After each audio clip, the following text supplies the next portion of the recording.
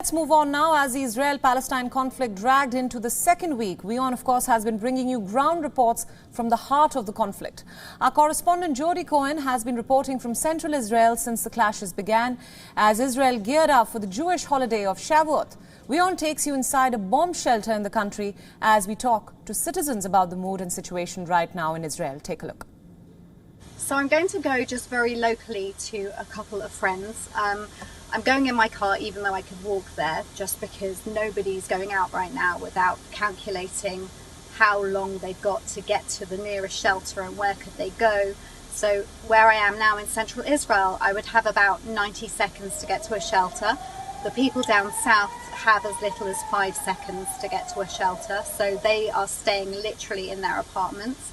But where I am, I have 90 seconds, so I'm going to drive round the corner to my friends, even though I could walk, just to get there quicker, so if a siren goes off I can go into a shelter near there.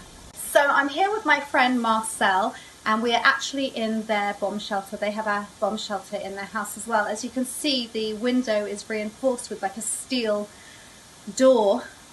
This unfortunately didn't help an Israeli family the other day. A father and a son were in their bomb shelter, and some shrapnel managed to come through the steel door and the glass into the shelter. Marcel, how have things been like for you over the last few days? We are extremely concerned about the situation in the country.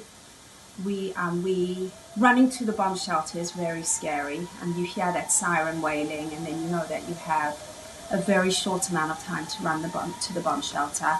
I think a lot about the Israelis that are living down south in the Ashkelon area, Ashdod, that are living along the Gaza Strip, and what that must be like, because they've been living with this their entire lives, and it must really be terrifying and very traumatic. So there's been a growing movement, like a grassroots movement of Israeli Jews and Arabs reaching out to each other, and you attended a peace rally the other day. Can you tell us what that was like, what happened? Sure. The peace rally was held at a major junction in central Israel, and it was attended, we started off with 100 people. We stood at this major junction holding signs. Our signs said, "Together we are against violence," and the signs were in Hebrew and in Arabic. We also chanted slogans like "Jews and Arabs refuse to be enemies," and it people started joining us.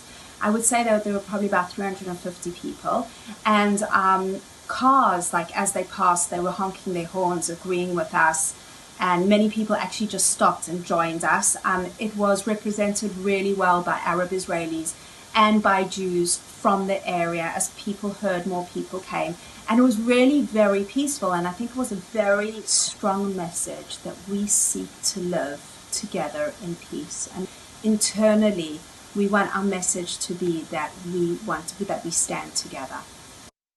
So I've got back okay, and it was interesting seeing the few cars on the road, but those who were on the road were driving faster than normal, obviously concerned to be close as possible to seeking shelter, seeking a stairwell somewhere, should more rockets be fired from Gaza into central Israel. This is Jodie Cohen reporting for WION from central Israel.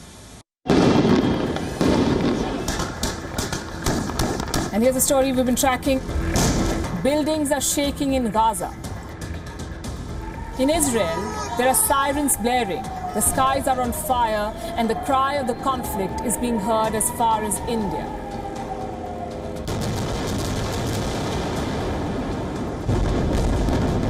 Hamas rocket that was fired into the city of Ashkelon. WION World is now available in your country. Download the app now and get all the news updates on the move.